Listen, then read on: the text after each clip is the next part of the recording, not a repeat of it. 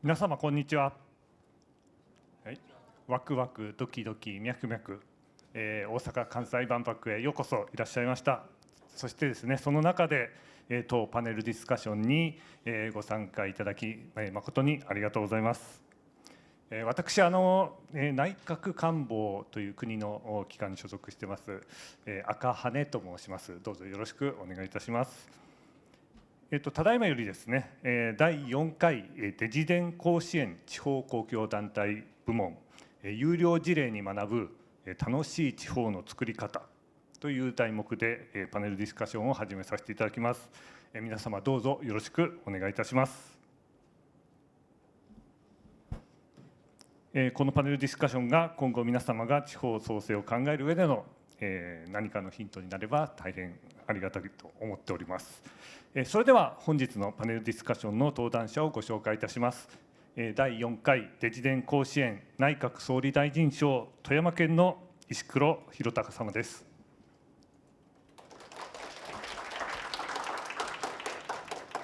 続きまして準優勝仙台市の須藤隼人様です。続きましてベスト4福井マース協議会の屋敷俊一様です。同じくベスト4豊田市の岩本健太様です。最後にこのパネルディスカッションのモデレーターですが、内閣官房新しい地方経済生活環境創生法務事務局内閣審議官の岸田が進行を務めさせていただきます。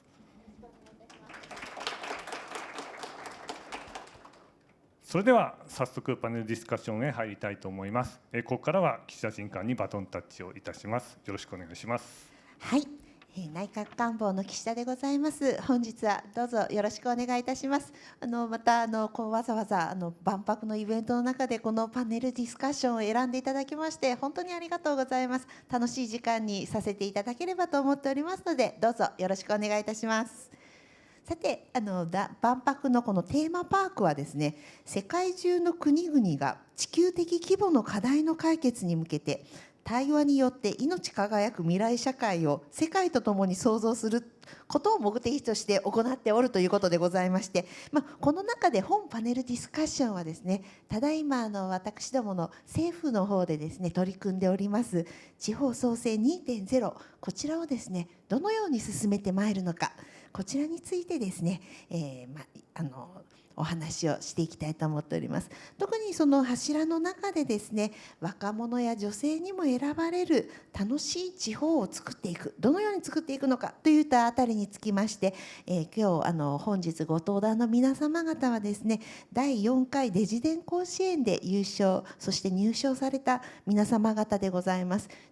各活気あふれる地方のですね先進事例好事例ということで取り組まれてきた皆様方にそのご経験をお聞きしながらですね、また今後の地方創生 2.0 への期待なども含めて、議論を進めていっていただければと思っておるところでございます。どうぞご登壇の皆様本日はよろしくお願いいたします。はい、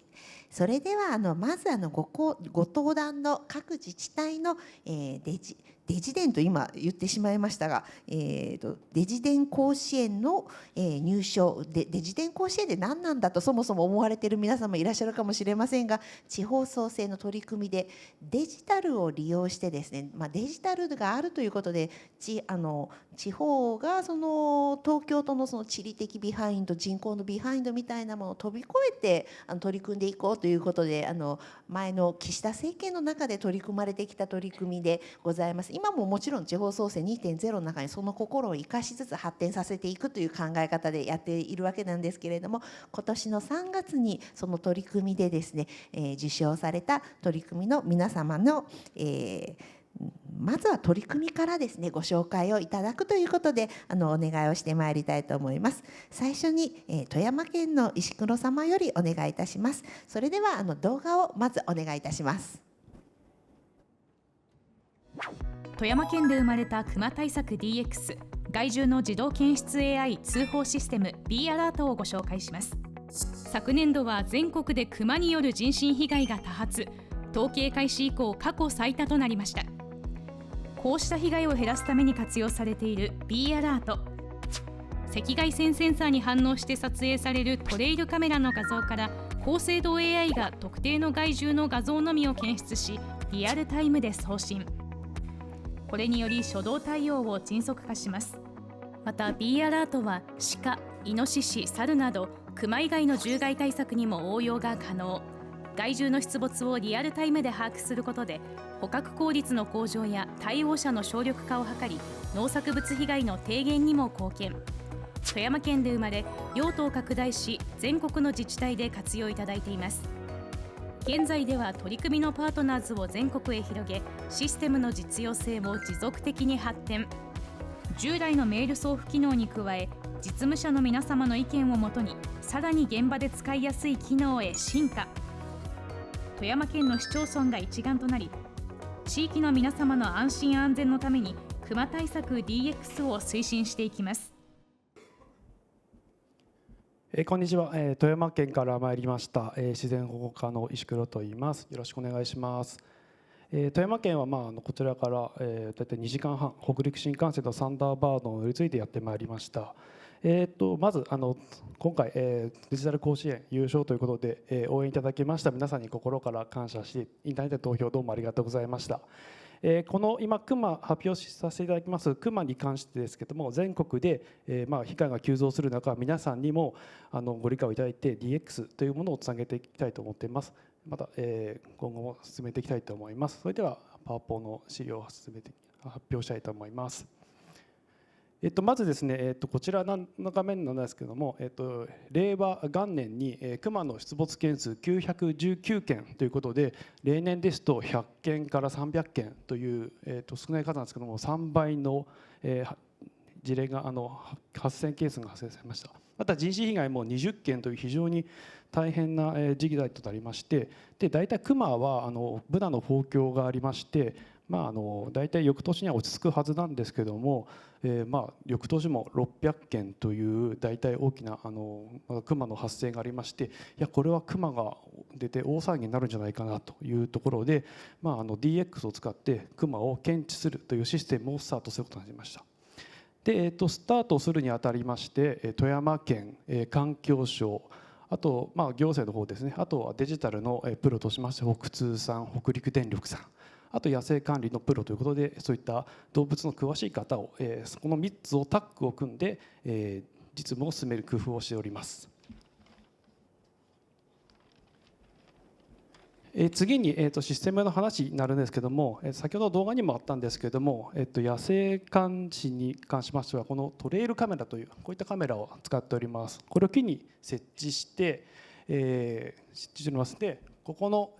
感度のあるところ、よろしくすみません。ここになんか物が通ったら反応する。でここの電波でメールを送るというシステムなんですけども、ど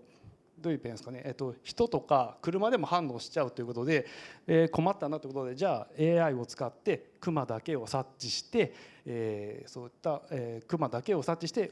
電波を飛ばすという仕組みにしました。ありがとうございます。で今回そのAI を1年かけて一生懸命クマだけを察知したわけなんですけども、そういったことで 99.9% のこの検知率というかものができまして、もうすぐにクマが出たぞという連絡が来るものになっております。またこのクマだけではないですけど、測ってみたら鹿とかイノシシ、サルというのもあったもんで、ちょっとこういったものにも工夫してやってみようかなということでやってみたところ、こういったものも感知できるようにはなってきています。で富山県なんですけども、富山県非常に14市町村ということで、県内とても少ない市町村でやっておりまして、でこういったシステムを開発してもなかなか他の市町村には届かないかなというところもあるんですけども、実際コンパクトな県ということで一気にバッと広がることができました。でまたこの仕組みについては、富山県では約600台入って各地域のところで進めておりまして、今まさしくこういったクマ対策ということで進めているところです。昨年度はちょっとクマの発生が少なかったんですけども、去年はその1年前とかは割といい感じで、できたかなということです。でまた猿、熊またあと猿とか、イノシシとかにも効果があるということです。ちょっと緊張してるんですけどすいません。でありがとうございます。じゃあ最後に今回富山県なんですけどもアメリカのニューヨーク・タイムズの2025年の、来たい場所ということで大阪と富山県選ばれまして、今回大阪来ていただいたんで、ぜひ富山の方にも来ていただきたいなと思っております。すみません、以上となります。ありがとうございました。はい、ありがとうございます。まさに熊対策といいますと、昨年富山では少なかったということですが、全国的にはかなり話題になった。そして厄介なのが行政区域に限って来てくれるわけではないといいますか、どこへでも野生動物行ってしまうので、まさに県で市町村を一体として一丸となって取り組んでいただくのに素晴らしいいい取り組みなのかなと。それもデジタル活用ということで、非常に人手がかかる大変な対策だと思うんですけど、デジタルで一つ効率化が進まれたということで素晴らしい課題かなと思っておりますが、こうしたせっかくですね県の中でですね体制を作られ、そしてこういった手法も作られているということで、例えば先ほども出てまいりましたけど、農作物の被害獣害などをさらに発展させていくというようなことも考えられるかと思いますけれど、その点いかがでしょうか。ありがとうございます。まさしくその通りで、最初は熊の目的ということで進めさせていただいたんですけども、猿とか、イノシシとか扱えるところで、まさしく獣ビーストということで、同じく B アラートということで、アラート機能についてはその目的に応じて、反応できるようにできるというところが、今回のどんどん広がっていく要素だと考えております。はい、一つきっかけということで、あと B アラートの B はビーストの B だということが分かりまして、私も非常に勉強になりましてありがとうございます。はい、それでは引き続き仙台市の須藤様より、ご紹介お願いいたします。では動画をお願いいたします。未来に向けて医療を届ける、東北の医療を変える診療カーが誕生しました。東北は少子高齢化と人口減少が進む課題先進地域、中でも持続可能な医療提供体制の構築が求められています。そこで私たちはオンライン診療に特化した診療カーを開発。この車には通院困難な患者さんを遠隔で診察するために新たに開発した機器が搭載されています。対面に近い診察を可能にする窓、的確に心音を捉える電子聴診器、さらに 5G とスターリンクを使い山間部でもつながる通信環境を整備。看護師が現地でサポートすることで遠隔でも医師の的確な診察が可能になりました。この取り組みは仙台市医師会、東北大学、 NTT 東日本、そして民間企業の情熱あるメンバーが結集しプロジェクトを推進。令和4年度は軽トラックを改良した車両で実証。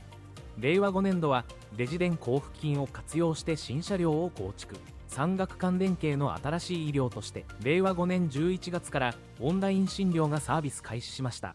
仙台から医療の未来を切り開く新しいオンライン診療をお届けします。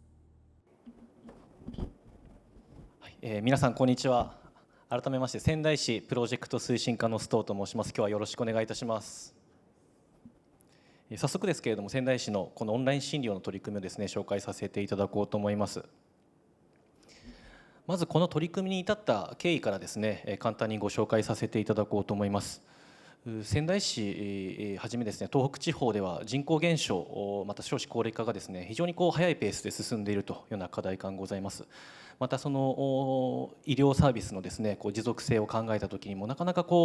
医師の皆さんの働き方改革とかそういったところも考慮するとですね、現状のままでは続けていくことが厳しいといったような問題意識がございました。そういった中でですね、オンライン診療が一つ有効な手段ではないかというような発想から実は平成30年度だいぶ前からなんですけれどもこのオンライン診療の活用を検討してきたというようなところになってございます。当時はですねまだオンライン診療そのものがですねさまざま法令の規制などもございまして、なかなか簡単に実施できるような状況ではなかったんですけれども、民間企業であるとかですね、医師会の皆さんともご相談重ねながら、まず令和2年度にですね、医師の方と患者直接つなぐ D2P 型によるですね実証実験を実施いたしまして、有効性と課題を確認したというようなところでございます。この時はですね、一定程度このオンライン診療についても慢性疾患の患者さんには有効であるというような検証結果が得られた一方でですね、やっぱりその画面越しでのやり取りしかできませんので、聴診であるとかバイタル情報がなかなか医師の皆さんの方で得られないといったところでですね、どうしてもこの対面診療との質的な差があるといったところが課題として浮かび合ったところでございます。そういったところを反省点としてですね、令和4年度に患者だけではなくて医師の皆さんも含めて双方安心いただけるような形といったところでですね、診療カーといったものを導入いたしまして、そこに看護師の方登場いただいて患者さんのところに赴くといったような D2P with N 型、こちらの D はドクター、P はペイシェント、この with がですねナースの N になってございます。看護師の方が乗って現地まで行くといった新しいこの形を考えまして、オンライン診療の取り組みをまた実証を重ねたといったところでございます。結果的にですね、こういった看護師の方が登場したことによって、従前課題であった生体情報なども得られたといったところでですね、またそこから一つ歩みを進めたといったところでございました。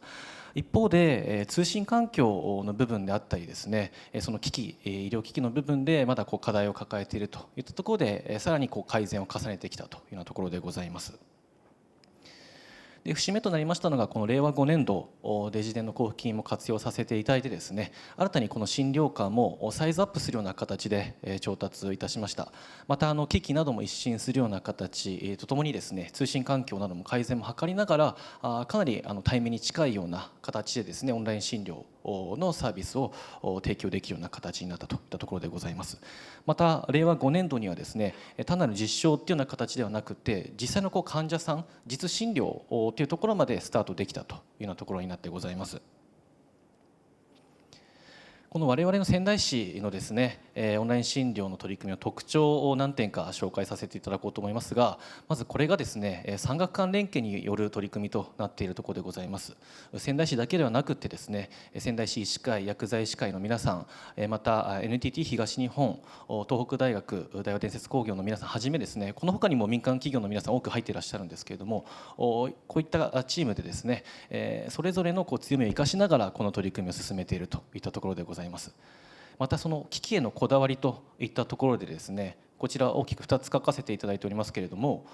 まずこのテレプレゼンシステムの窓といったものがですね、やっぱりその通信を通すとどうしてもこの回線の環境とかでですね遅くなってしまったり遅延が発生するっていったところで対面の診療との差が生じてしまうんですけれども、このシステムを通すことでですねかなりその遅延なく患者さんと医師の方がコミュニケーションを取れるような環境を作っているといったところでございます。またこの電子聴診器もですね、通信通しますけれども実際にこの聴診器患者さんに当てるのと同じような音の質を担保するような形で医師の方にですね音を届けるような機器を開発しているといったところでございます。またですね、まだまだこの新しい形になりますので、現状のこの法令とのですねギャップが生じてしまうといったところあるんですけれども、仙台市は国家戦略特区の指定も受けておりますので、実際のこういった実証を重ねる中でぶつかった課題感みたいなところをですね、国の方にも提案させていただきながらこのルールのバージョンアップもですね一緒に皆さんと一緒に考えさせていただいているといったところが大きな特徴となっているところでございます。この取り組み今年度も継続しながら行っているところでございましてですね、さらにこのオンライン診療の取り組み、発展をさせていこうと考えているところでございます。この診療カーにこだわらずですね、持ち運びのできるようなこのディスプレイ型などを調達しながらもっと幅広く居宅にもですねお伺いできるような形を担保したり、一番右側の対話支援システムといったところですと実際のこの会話の文字がですねこの透明のパネルに表示されるような機械になってございまして、高齢者の方であるとか、あるいは今後その外国人の方とかも含めてですね、円滑なコミュニケーションを取れるような環境を構築しているといったところでございます。またこの取り組みですね、今年度から宮城県さんとも連携しながらもっと広域に広げていきたいと思っておりますし、さまざまなシーンでもですね、この診療科活用していきたいなと思っているところでございます。ちょっとこういった形で仙台市の取り組みをですね、しっかりと進めながら東北全体の医療サービスの持続可能性といったところに貢献してまいりたいというふうに考えているところでございます。はい、今日は時間ありがとうございました。はい、ありがとうございます。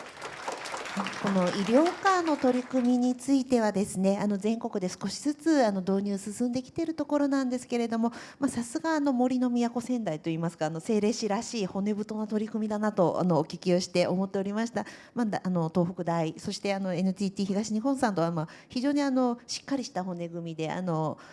支える技術と規制の部分の壁がそれだけ高かったのかなと思っておるんですけれども、しっかり乗り越えて先駆的な事例ということで、全国の目標となっておるわけなんですけれども、なかなか小さい自治体でも導入されたいところたくさんおありだと思うんですね。ただ仙台市さんのようにフルでできるかというとしんどいかなとも思いつつ、導入していく小さい自治体さんに向けてですね、ここら辺が大事なポイントじゃないかなというようなところがあれば教えていただければと思います。ありがとうございます。やはりですね、しっかりとチーム体制を組んでいくといったところが大事かと思うんですけれども、その際にいろんな方に仲間になっていただくためにはですね、やっぱり質にこだわっていくっていう点は非常に重要かなと思っております。仙台市も政令指定都市ではあるんですけれども、実は太平洋からですね、山形県まで接するぐらい市域は広くなっておりまして、非常に広く中山間地域なども含んでいるところでございます。そういったところからも山でもちゃんと通信できるようにっていったところで、質の改善に取り組んできた中で、いろんな方々に理解を得られてですね、仲間づくりも進んだ部分がありましたので、ぜひそういったところは小さい自治体さんなども非常に有効な部分かと思うのでですね、質にこだわっていくという点は大事かと思います。診療ですので質はちょっと下げられないというここのところを上手に構築していくことがポイントだということだったかと思います。はい、それでは次に福井マース協議会の屋敷様よりお願いいたします。それでは動画よろしくお願いいたします。令和6年3月16日、福井マースアプリ始動。令和4年、公共交通の利用促進を図るため、福井嶺北連携中枢都市圏の11市町をはじめとした産官学金現による福井マース協議会を設立。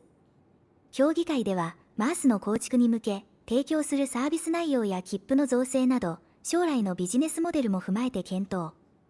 そして令和6年3月16日の北陸新幹線福井開業に合わせ福井マースアプリをリリース。福井マースアプリは福井のスマートライフ化を目指すさまざまなサービスのプラットフォーム、福アプリ内のメニューとして構築。デジタル切符の販売に加え、経路検索機能も提供。デジタル地域通貨、ハピコインでの購入も可能にし、地域経済の循環に寄与。デジタル切符は、交通事業者が共同連携し、鉄道やバスがシームレスに乗車できるフリー切符を中心に造成。時間制切符をはじめ、観光施設の入場券や飲食サービス付き切符も販売。協議会では今後もより魅力的なアプリとなるよう努めていきます。持続可能でつながる未来へ。福井マース。はい、皆さんこんにちは、福井マース協議会で事務局をしております福井市都市政策部地域交通課の屋敷と申します。今日どうぞよろしくお願いします。今動画を見ていただきました福井マース協議会の取り組みの中でも特に工夫した点について少しご紹介させていただきます。3年前に設立されました福井マース協議会ですが、公共交通というものは広域的な市町をまたいだ全県的なものですので、行政としてそんなに規模も大きくなくて強力な企業や交通事業者さんもいない福井においては、みんなの力を結集して産学官金現のオール福井体制を築いて取り組む必要がありました。その時構成員を選ぶにあたっては、取り組みの方向性が決まってしまうようなシステム事業者さんやコンサルなどは入れずに、ある程度広域的な視点を持った団体、商工会議所さんや観光連盟さんに加わっていただいたほか、福井の場合は、福井銀行さんや福井新聞社さんももともと地域創生に関わる取り組みを行っていたので、この2社にも加わっていただきました。また協議会の考えを補完するためにも、国や県などにはオブザーバーとして参加していただいております。協議会を円滑に進めるために地区部会と専門部会という2つの部会をまず設置いたしました。この地区部会では11市町を3つのエリアに分けて、それぞれの部会で地域の特性を生かした企画切符などを検討することでエリア内の地域間連携を高めています。また部会には協議会のメンバーではない市町の観光協会さんや旅行会社さんにも加わっていただいて、専門的な知見をいただきながら進めています。この一方、専門部会では主にこの取り組みを持続可能性を高めるための議論というものをしており、こちらも協議会のメンバー以外からの参加もあります。福井マースを補助金をもらっている間だけ頑張るような利用者が増えなくてちょっと尻すぼみになってしまうような、そんなよくある自治体主導のマースにはしたくなかったというのもありまして、将来的なマネタイズまでを含めて検討するビジネスデザイン部会というのを設立当初から設置しております。その中で検討された手法の一つが、このマースアプリというものをすでに普及しているアプリの機能の一つとして導入するというものでした。でちょうどマース協議会が設立された時期に、福井県が地域通貨を導入するための事業として福アプリというスマホアプリを開発したところでした。こちらのアプリは協議会の主要メンバーでもあります福井銀行さんと福井新聞社さんが共同出資して設立した福井のデジタルという会社で開発と運営を行っておりまして、ユーザー数は現在18万人、加盟点数も約4500点と、まさに県民アプリと呼べるものです。でこのアプリにいわば規制するような形を取ることで、普及の問題とか運営主体の問題とか、ユーザーデータ、決済部分の作り込み、それにかかる費用まで含めて一気に解決できたのではないかと思っております。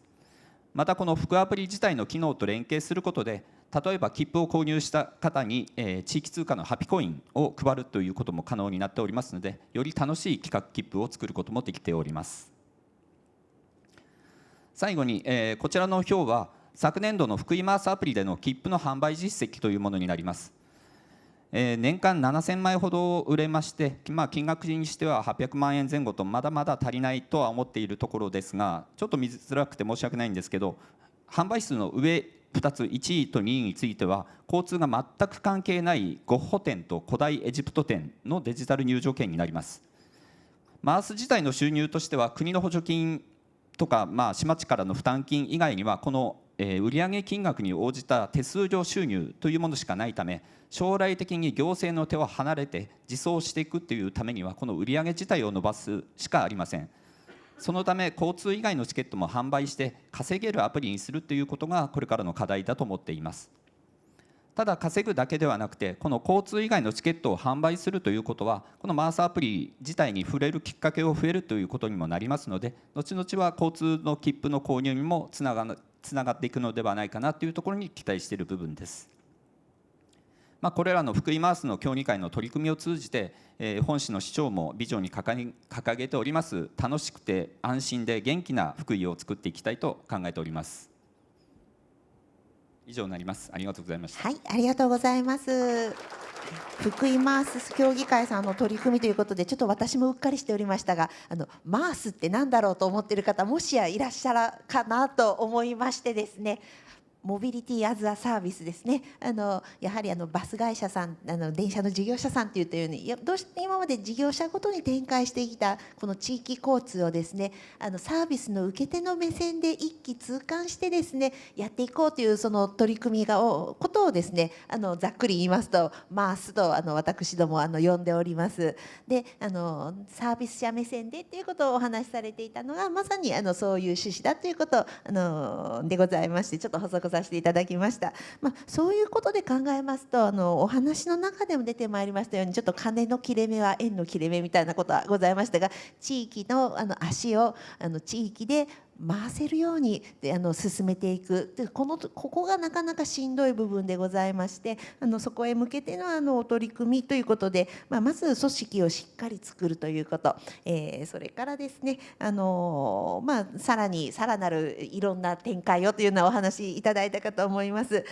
この点福井マスさんの取り組み非常にいろんな地域のステークホルダーの方々入れていただいている中でも、決済アプリがですねアプリ18万のユーザーというのも地域アプリで地域の決済ができるんで18万というなかなか1万集めるのに精一杯みたいな自治体さんいっぱいいらっしゃる中でですね非常に大きなツールを使われたりということで、上手にその仲間を巻き込みながら作っておられるのかなと思いますがそこら辺でちょっとお話にもあったかと思いますけど工夫されている点があればもう一言お願いしたいと思います。はい、ありがとうございます。福井マス協議会の一つの成果としましてこういう気軽に話ができる座組が作れたということがあると思います。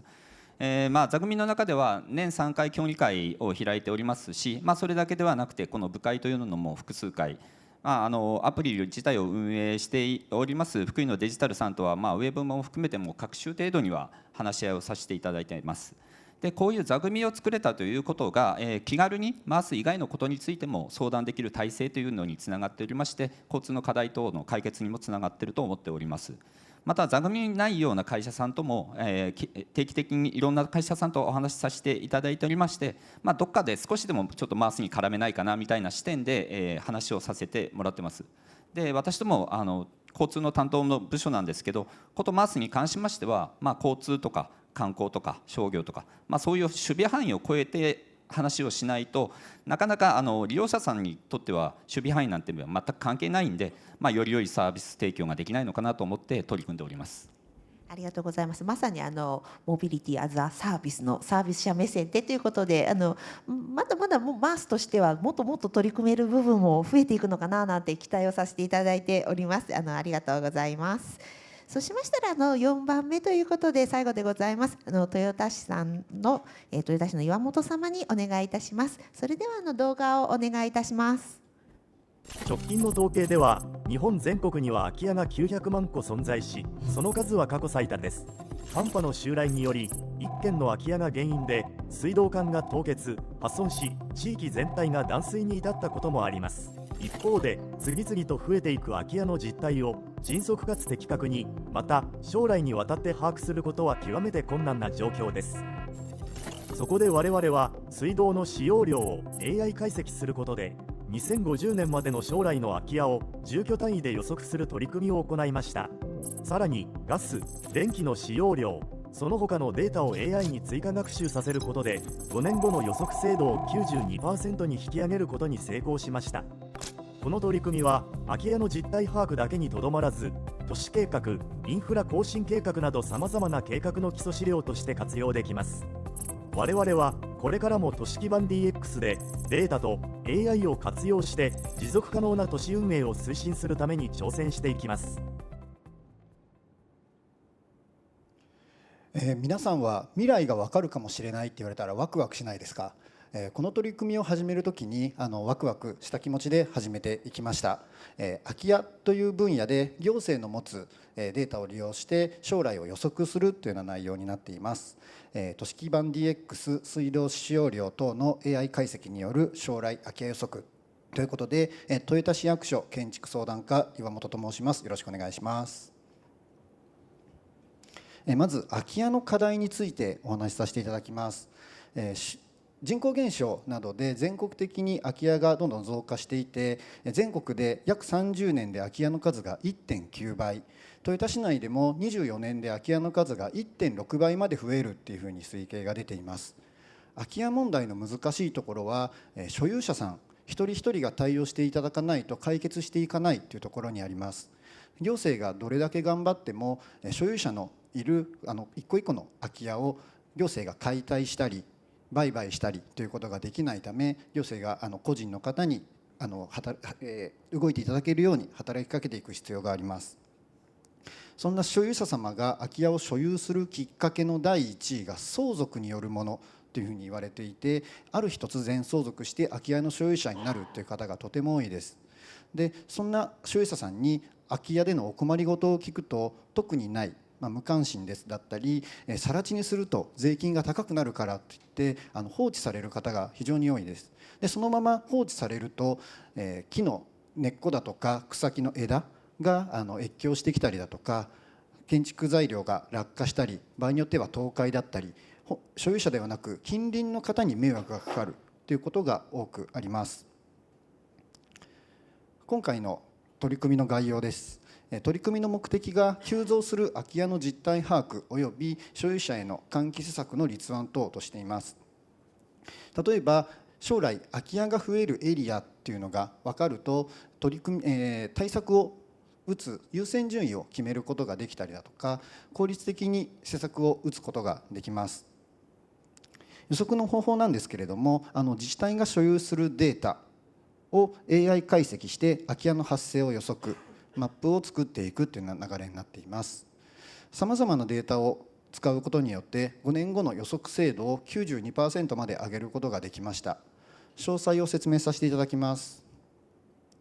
はじめに逆算のイメージですでに空き家になっている事例に対してどういう水道使用量だったかだとか、どういう世帯構成だったかっていうパターンを使って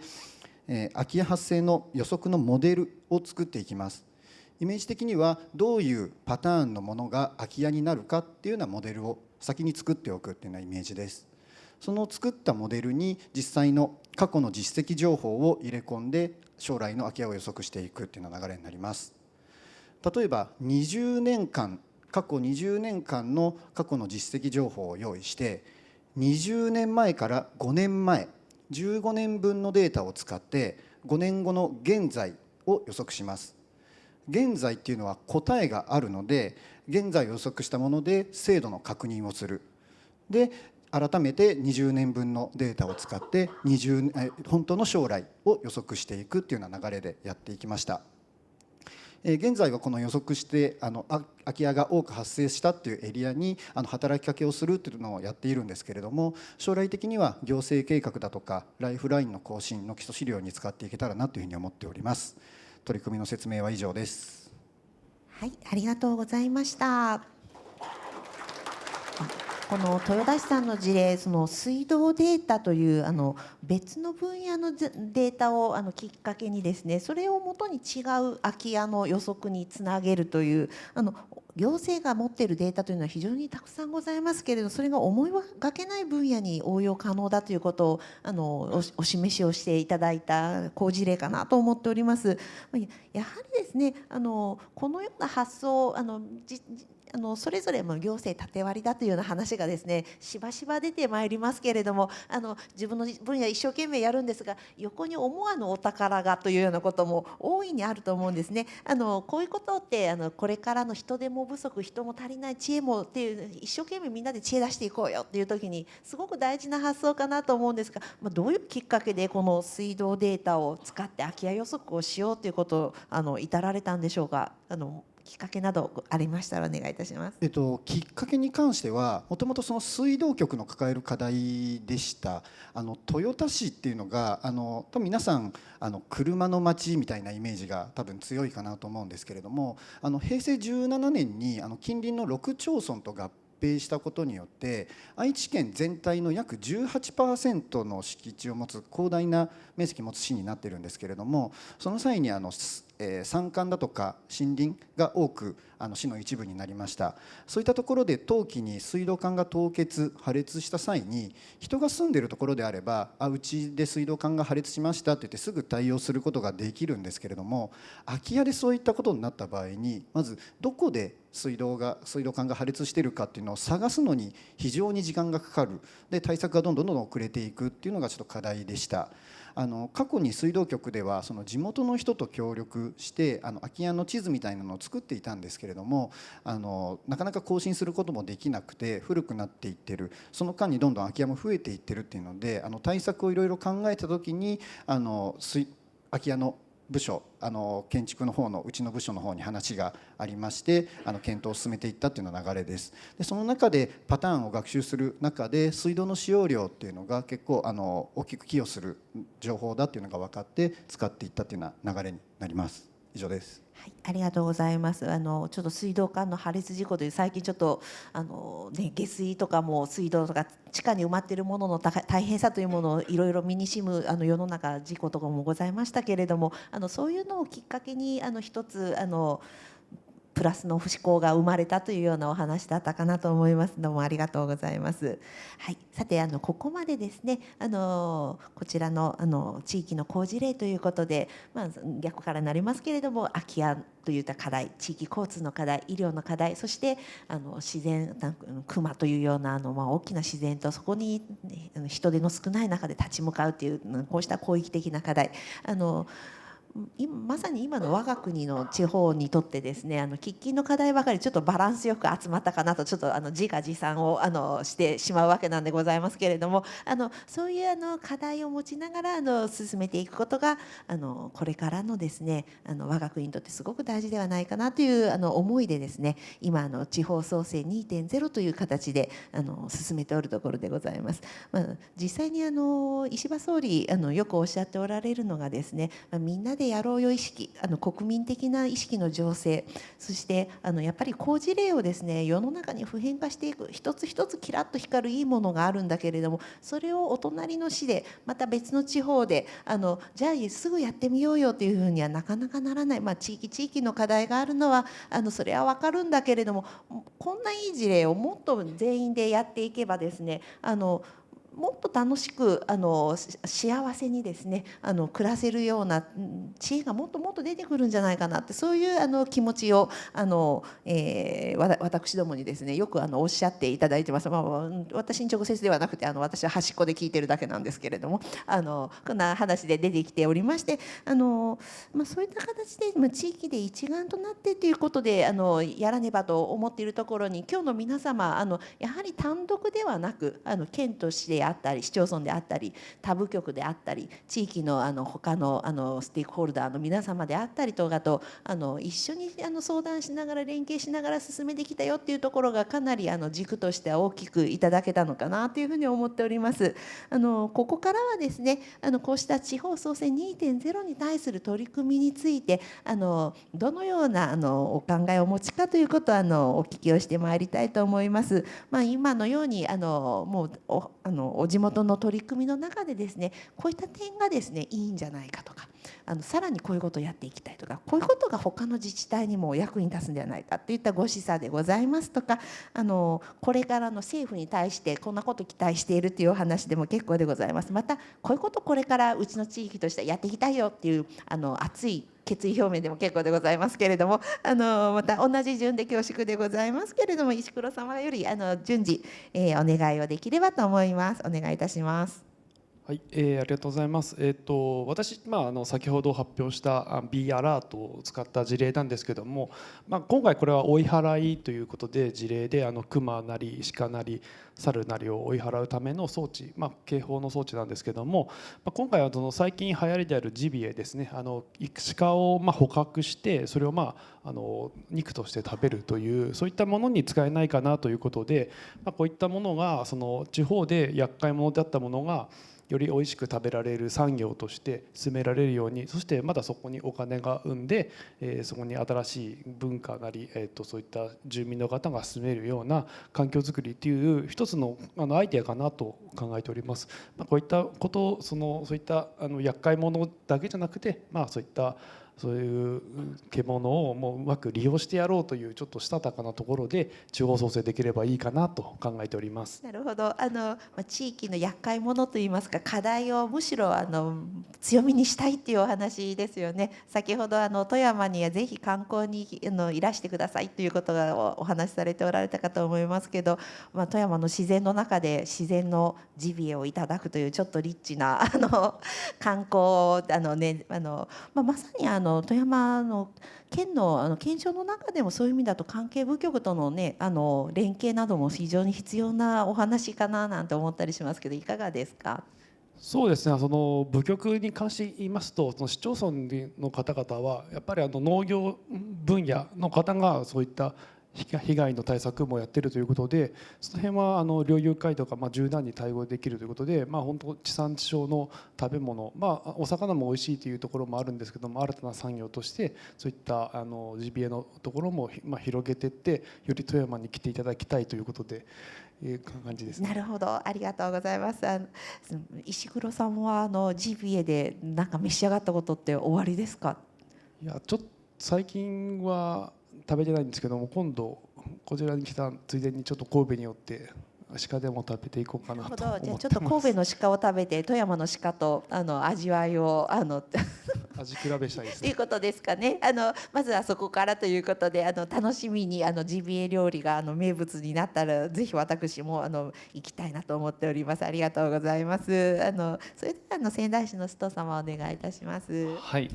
先ほど岸田さんもおっしゃっていたいろんななんていうんでしょうか、アクターのですね力を合わせてっていったところで仙台市の取り組みを紹介させていただくとですね、仙台市は東北大学の皆さんと、あと民間企業今80団体ぐらいですかねの皆さんとスマートフロンティア協議会というような名称でですね、チームを組んでいるところでございます。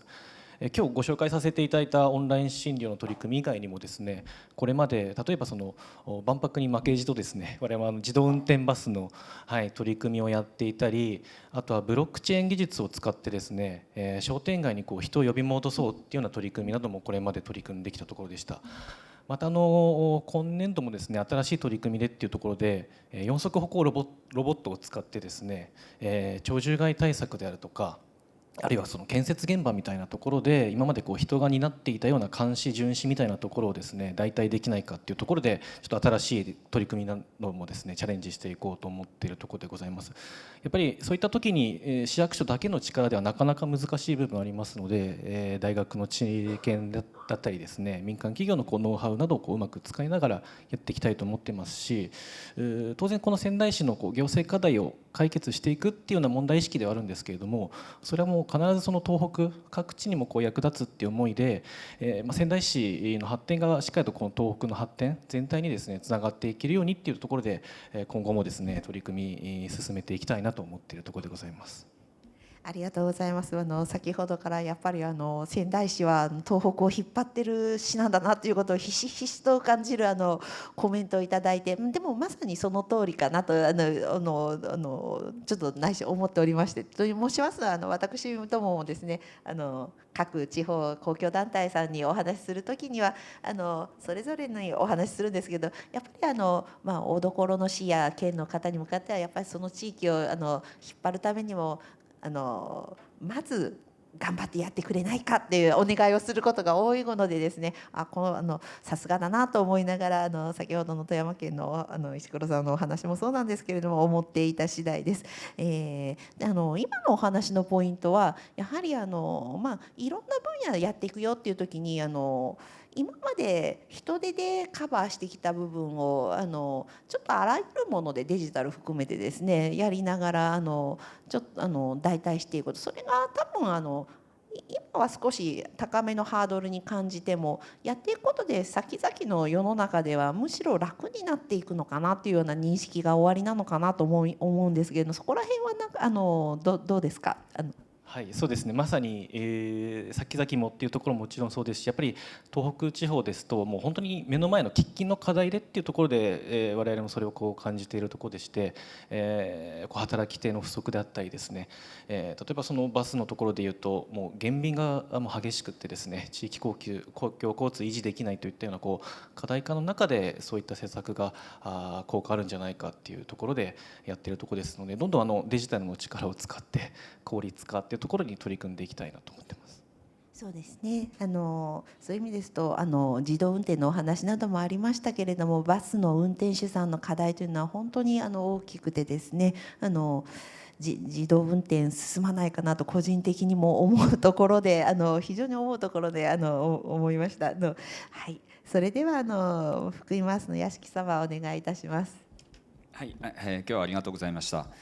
この福井マースの取り組みといいますか座組の作り方自体がそのままどこの地方都市でも当てはまるかというとそうではないと思っております。またそれぞれの自治体にはそれぞれの自治体に合った進め方っていうのが良いとは思いますが、共通して言えるのが先ほどからおっしゃっていただきました単独では無理ということだと思います。私どもがもし東京とか大阪だったらちょっと進め方もまた変わったのかもしれないですけど、やっぱり官民の枠を超えた連携といいますか、もうお金をこう支援し合うだけの関係ではなくて、課題解決に向けたこのマインドの共通化といいますか気持ちの共有という部分を大事にしたいと思っております。でやり方はもちろんそれぞれだと思いますし、トヨタさんみたいな超大企業があったらちょっとやり方もまた変えてたんだろうなと思うんですけど、福井の場合はそうもいかなくて、お互いが集まり合って、それぞれ無理のない範囲で、ウィンウィンの関係を築けて、そしてまた利用者さんともまたウィンウィンの関係が築けるような取り組みっていうのを今後も続けていきたいと思ってますし、まだまだ伸びしろもあると思ってますので、福井マース協議会またこれからも続けていきたいなと思っております。またその中でまた国にちょっと期待している部分というのがありまして、3年前にマース協議会立ち上げた時にやりたかったことの一つとして、デマンド交通アプリみたいなのの統一化みたいなのをちょっとやりたかったんですけど、やっぱり企業巷今デマンドアプリがすごいいろいろ乱立している状態で、そういうところのなんか統一プラットフォームになれないかなと思ったんですけど、やっぱり企業さんは企業さんなりのそれぞれの思いもありますし、壁がちょっとありまして、なかなかそこの壁を取り越えるっていうのがちょっと難しい、実現できてない部分っていうのもあるんですけど、やっぱり企業間の連携っていうのも、なくしては地方創生って進まない部分ってあると思いますし、官民の連携ももちろんですけど、企業間の連携というところも進めていただけると嬉しいなと思います。住民さんにとっては企業の壁も自治体間の壁も全く関係ないんで、地方創生進めやすくなるためには国がそういうところを主導していただけたらなというところを期待しております。はい、ありがとうございます。先ほど豊田市さんのような大都市大企業がいらっしゃらないのでという福井なりにみたいなお話あったかなと思うんですけど、福井も全国的に見れば新幹線がやってきて勢いに乗ってこのマース協議会も非常に力のある勢いのある県市でいらっしゃるかななんて思ったりもしてるんですけれども、やっぱり北陸新幹線の影響というのは大きかったんですか？そうですね、このマースの取り組み自体もやはり新幹線開業に向けてっていうところの機運醸成っていう部分が大変大きくて、皆さん企業の皆さんも自治体の皆さんも同じ方向を向いてるというところが大きい力になりました。はい、タイミングというのも大事ですし、時期を捉えた取り組みをここぞと推進していただいたという点も良かったのかなというふうに思います。また国への要望ということでマースまさにそのサービスとしてのその足の確保がきちっとできるようにするためにはちょっとマニアックな話ですけれどもございますけれども、アプリを変えていかねば今ご紹介あった時には観光企画切符みたいなものはですねマースですぐに発行するのができるんですけれども、その日々の乗り換えとかそういったところの部分を確実につなぐとなりますと、特に地域のバスとかになられるとですねこちら大阪だとイコカだと思うのですけれども、イコカのカードで行けるところもあるけど観光地になると意外と行けなかったりするのがポロポロ出てきたりとか、そういうベースの部分がですね実はなかなかやっぱり事業者さんのお気持ちでなかなか乗り切れないよみたいなところが出てくるということを今お話をされていたということかなというふうに思いまして、それどちらかというと国土交通省的な話なんでございますけれども、私の今の上司が国土交通省出身の上司がおるんですけれども、そこが問題なんだよとちゃんとやらねばというふうに熱く語っておりまして、まさにそこの部分をしっかりと作っていって地域で使える皆さんがそのままカード1枚持っていればどこへでも行けるっていうところはやはり移動のベースかなっていうお気持ちありますので、私どもとしてもですねいっぱい頑張ってまいりたいというふうに思っているところでございます。ありがとうございます。そうしましたらお待たせしました豊田市の岩本様お願いいたします。はい、地方創生の切り口でいくと多分移住定住とかって大きな課題かなと思っていまして、大きな会社が企業があって言っていただいてるんですけど、豊田市でも人口減少がもう始まっています。仕事があるっていうふうに言われてるんですけれども、人口減少が始まっていて、企業以外にもやっぱり各行政魅力っていっぱいあると思ってますし、豊田市も僕がちょっと建築の人間なのもあるんですけど、黒川先生の豊田スタジアムだとか、谷口先生の豊田市美術館だとか、坂先生の豊田市博物館だとか、瀬島先生の交流館、ガラス張りの交流館だとかって結構建築だけで見ても本当いろんなものがあったりするんですけれども、人口減少がもう始まっててっていうところがあってですね、どうやって人を呼ぶかっていうその魅力を発信していくかっていうのが多分行政どこもなのかもしれないですけど下手くそなのかなっていうのはちょっと思っています。で来てもらうってなった時に移住定住の一端を担っているのがやっぱり住むところだと思っているので、空き家というところで一端を担えていけたらなというふうに思ってるんですけど、先ほどの発表の中でやっぱり空き家問題の難しさは動いてもらうのが難しいと思っていて、空き家の仕事をやっている時でも豊田市の空き家を持っている所有者さんが本当に北海道の方とか県外の方とかでも結構いるので、将来予測ができることによってまだ住んでる方に働きかけができるチャンスがまだあるっていうところで、これはどこの行政も同じ課題を抱えているかなと思うので、そういったところを横に広げていけたらなとは思います。以上です。はい、ありがとうございました。私特に最後の住んでる人に働きかけができるっていうのはすごくいいなと思いまして、予測水道データだったらそれは止めてるのを見れば分かるよねって最初に思ったんです。私中身よく分からなかった時に。でもよくよくお聞きするとそうじゃない、今住んでる人の5年後の姿が分かるんだっていうことが分かって、それも9割以上の確率で分かるってすごいことですよね。そしたらもしかしたらもうおじいちゃんおばあちゃん世帯になっていて、これはその AI の予測によれば空き家になっちゃう可能性もあるかもねみたいなご家族帰ってきてとかっていうことにもならないかもしれないしというようなこともあるよっていう時に、その段階でじゃあこういうふうにしようよとか、町もこういうふうにしていこうよとか、そういうことを考えながらより良い道を提案を積極的にプッシュ型なんて言ったりしますけどできるよっていうような、そういうお話でご下に飛んでるのかなというふうに思いまして、ありがとうございます。あと、豊田市には他の建築の魅力もあるというお話、ちょっと意外だなと思った方も多いんじゃないかなと思います。豊田市さんといえば豊田市さんなのかなと、すいません、豊田さんという大企業も終わりの使命になっておられるのかななんて思ったりもしましたが、いろんなお話で非常に魅力のあるお話ありがとうございました。さてちょうど二巡をしたところでおおむね時間がやってまいったようでございます。ちょっと私の方から本日の議論簡単にまとめさせていただければと思います。そうですね、石黒様の方からはやはり地域の課題を解決する手法を経験にですね、課題をさらに魅力に変えていけるような取り組み、それも他部局の連携でというようなお話いただけたかと思います。仙台さんの方もやはり目の前に迫った東北という広大なエリアの中でですね、頑張っておられるそこをしっかりと技術で乗り越えていこうというようなお話頂戴しました。